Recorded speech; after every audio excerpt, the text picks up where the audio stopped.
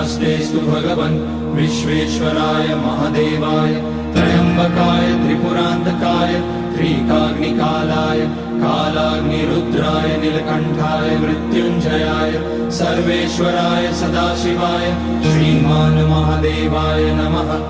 ॐ नमः शम्भवाय च मयोभवाय च नमः शङ्कराय च मयस्कराय च नमः शिवाय च शिवतराय च।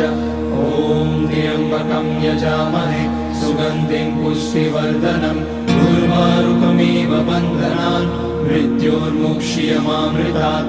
नागेन्द्रहाराय त्रिलोचनाय भस्माङ्गराय महेश्वराय नित्याय शुद्धाय दिगम्बराय तस्मै नकाराय नमः शिवाय।